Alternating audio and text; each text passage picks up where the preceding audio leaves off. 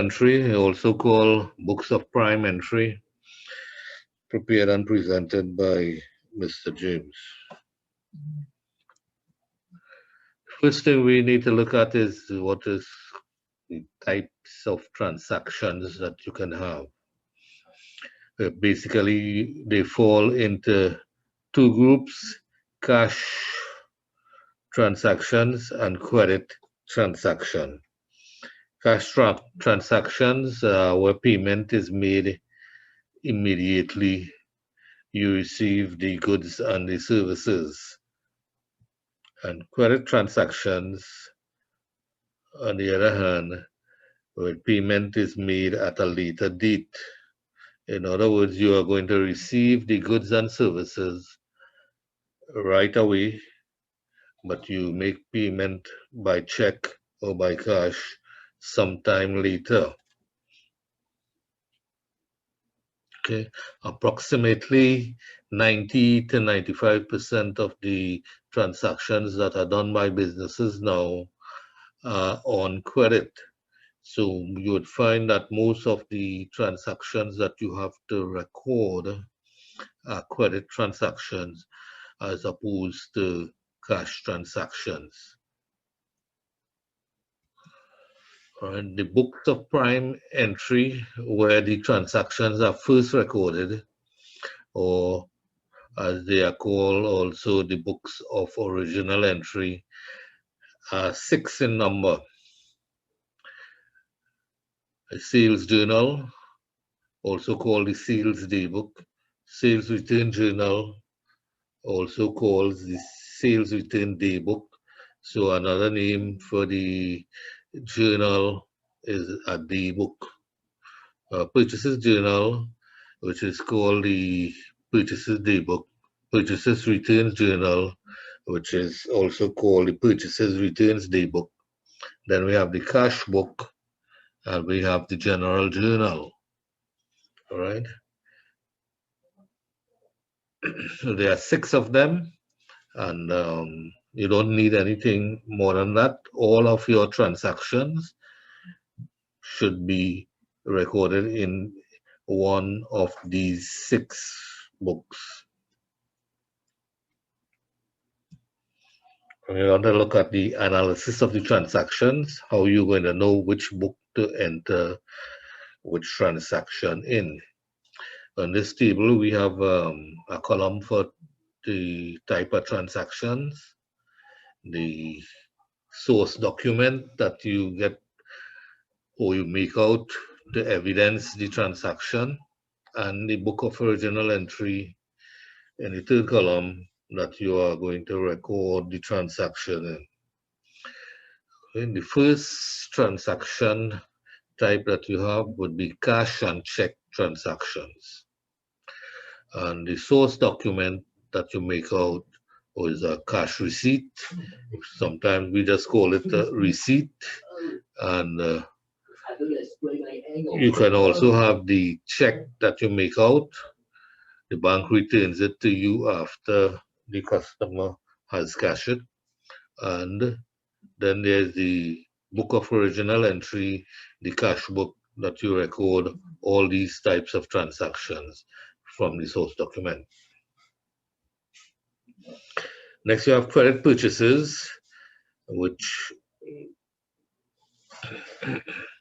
is evidenced by an invoice. Okay, when you buy goods on credit, they make out an invoice for you, and you receive the invoice from your suppliers, and that invoice is recorded in a purchases journal, also called the purchases daybook. For credit sales, on the other hand, the source document is still an invoice, but this time, instead of receiving it from your supplier, you are the supplier of the goods and you will make out the invoice and give it to your customers. So again, it is recorded, but not in the purchases journal, but in the sales journal. So these two documents here, source documents, are the same. They are the opposite side of the same coin. Then you have purchases returns. This is when you return some of the goods that you bought here to your suppliers. When you're doing that, you make out a document called a debit note and you send it together with the goods to the supplier, who will in turn not return your money because remember you bought it on credit here, right? But what he will give you is another document called a credit note, and you can use that credit note to go and buy things on credit from him at a later time. Okay, the debit notes are recorded in the purchases returns journal. The next transaction you have is a sales return. This is where your customers return goods to you. When they return them goods to you, they will retain it together with a debit note, just like here, right? And you, in turn, will make out a credit note and give it to them. Okay, because they had bought the goods on credit over here, so you can't give them back money. What you're going to do is give them a credit note, and they can take that credit note and either cancel the debt or they can buy goods with it at a later date. Okay, the credit note is then recorded in the sales returns journal. Next, you have cash and checks that you receive from your customers and for other people who have to pay your money. The document, source document, is a cash receipt. So you'll make out the receipt and you will give it to the customer and you will record it from the copy in your cash book. Okay, and now all other transactions other than these here are called or are placed under other, and they are non-routine transactions. These happen on a regular basis every day, but this one, these here that fall into this contract, they are irregular.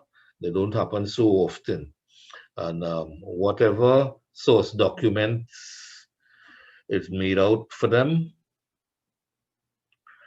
and general business documents, and it's records in the general journal. Notice the name general for a number of things or other, but these here cannot be recorded in the general journal. Okay, so they should not be. You have some businesses that keep just a general journal and they do all the transactions in the general journal. Okay, that is not recommended practice, right? It's easier if you get these books and you classify your transactions at this stage. It becomes easier later on down the road to make your double entry records. Okay, so this table here, it's a review of, we would have had something like this in our notebooks already from Form 4. So you can look at it and try to memorize it as much as possible. And it would be very helpful for you for all of your bookkeeping. This area is a compulsory topic. It can come in your exam compulsory. That is, you have to do it. And if you don't know it, you would very well enter transactions in the wrong book and lose 20 marks quite easily. Right, that entire thing is summarized, the entire books of original entries and the transactions is summarized in this chart here. Notice at the top we have all business transactions that would be including all these here. including the other. Okay, and first, what you do with it is you classify them, or you put the same types of transactions together. So you'll collect all your credit sales invoices, your credit purchases, return inwards, and you'll probably put them in different piles or files, paper folders or whatever. And so you will have, and that will be your sales journal here and your purchase journal here, return inwards journal here. Okay. After you get all in one place, you can sit down and write up your sales daybook or your sales journal, your credit purchases. You can write up your credit, your purchases daybook or purchases journal. Same with return inwards, return outwards, cash receipts, and payments, and the other types. You enter them into the relevant daybook. Now, this here, you would classify and summarize them for probably a week or a month, depending on how long or how many transactions you have for the week or for the month. At the case that maybe most people with businesses, medium type businesses that we have in the Caribbean would do a journal every month. So you end up with 12 um, sales journal, 12 purchases, 12 return inwards, 12 return outwards, right?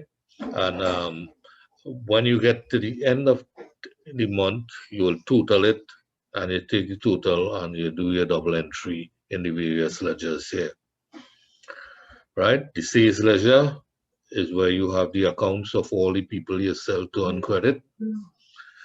The purchases ledger is where you have the accounts of all the suppliers that you uh, sorry, that you buy goods on credit from, and the general ledger is where you have all these other accounts here, all the other types, and the cash, the cash receipts and payments goes in the cash book, but the return outwards and return inwards account are in the general ledger.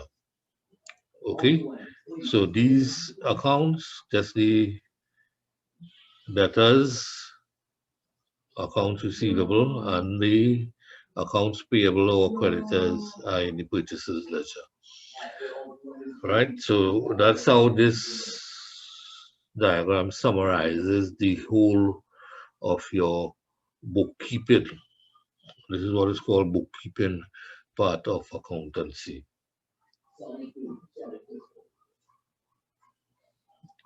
Okay. We want to look next at the individual daybooks and journals. So we start with the sales journal or the sales daybook. Right, the invoices. So when you sell to your customers, you make out the invoice, you gather up all your invoice. That's called summarizing, and you will enter them in your sales journal.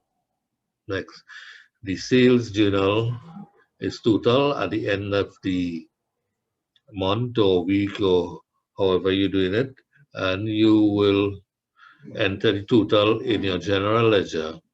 And in the sales ledger, where you have the customer's account, you will enter them one by one, right? So you see, this here is a copy of your sales journal. Note the date, customer, invoice number, and the total that you sold to them on credit.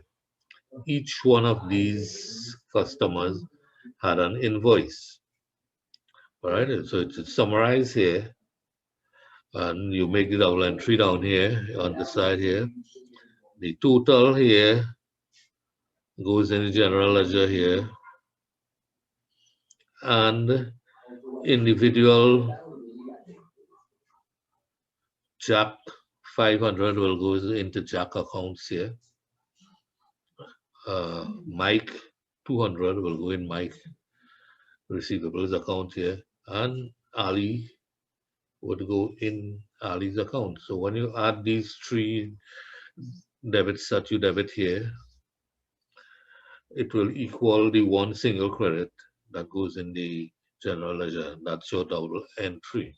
Okay, so you summarize it, you enter it in the journal, and you make the double entry from here. Okay, same goes with the purchases, right? We have the invoices again that we receive from our suppliers, and we classify, summarize them. That means we put all the invoices together and we record them in the journal. In this case, we have three, all right? Notice the journal has the same format, except here has changed from customer to supplier, right? Because you are now buying from someone. You are not selling to them. Okay, and here remain as invoice number.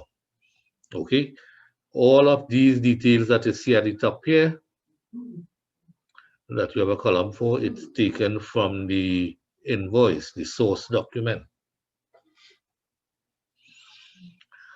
Okay, so when we write up the journal and we get the total of 900, again, we will debit the purchases account in the general ledger, and in the purchases ledger, we will make the credit to these people's account here, showing that we owe them that amount. 300 to Jake, 300 to Alice, and 300 from Harry. We are owing these people this amount, so it's credited in the purchases ledger. Each one of these people would have an account in here.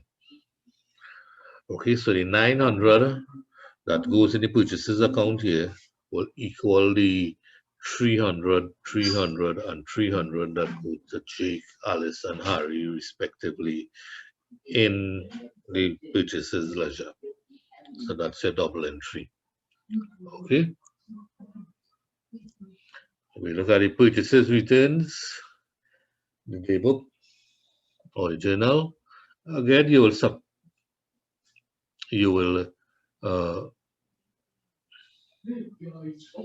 these are for goods that you return to your supplier, and when you return it, he will give you a credit note. The credit note here is not what you record in the okay, there's a mistake, right? When you return the goods to your suppliers, you are supposed to make out a debit note, right? The debit note is what you're going to record here, not the credit note. Okay, so that's an error I'll have to correct before I put it up in the thing. So here should be credit note. So I'm sorry, debit note. Okay, and we record it in the purchases returns journal, and we take the total again. We put it in the general ledger credit, and to each one of these persons' account, we will debit them. Right? We will debit their accounts with the amount that we return to them. What of significance is to note that these suppliers here that you return goods to are the same suppliers in your purchases journal here. Okay? So the same people that you buy goods from are the ones that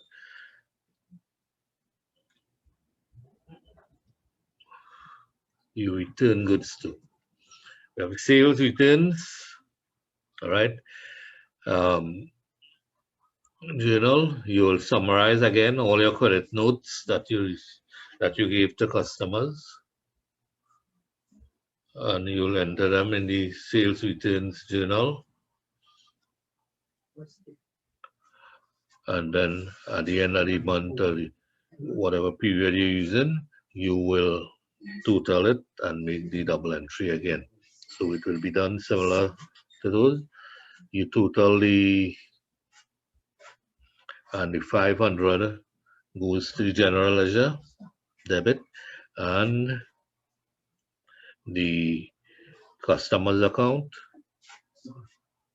we enter 200, 100, and 200, which makes up the 5. And notice here, Jack, Mike, and Ali would be the people that you have in your sales journal back here.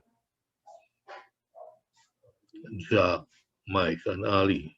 Okay? Same people that you sell to on credit are the same people who will return goods to you. Next, we have the cash book. And the cash book is divided into two sides, remember. And on this side, it would have a column for cash and a column for bank. And as well as this side, it will have a cash and a column for bank. And when we receive money, we will enter it on the debit side. And when we pay out money, we'll enter it on the credit side here. If we pay in cash, we will enter it in the cash column. And if we pay by check, sorry, I'll point in the wrong side. If we pay in cash, we will enter it in the cash column. And if we pay by check, we'll enter it in the bank column. And we do the opposite on this side. If we receive a cash, we will enter it in the cash column. And if we receive a check, we'll enter it in the bank column. Okay? At the end of the month, usually a cash book is for a month, you will total and balance it off and send the totals to your purchases ledger, general ledger, and sales ledger as normal. Okay, so that brings us to the end of the general journal of the special journals. Then we have the general journals for the irregular transactions or the non-routine transaction. Okay, some of them are like opening entries, purchase and sale of fixed asset, depreciation, bad debts and provision for bad debts, and those things that we did. We have to write an entry in the general journal. Okay, and the general journal, the format for it is different from the other journals. In this case, you have date, details. The details would be the name of the accounts that you are going to debit and credit.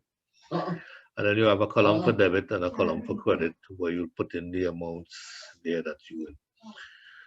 For instance, we have an entry here, and this here, the owner is an opening entry. The owner started business with 10,000 in cash.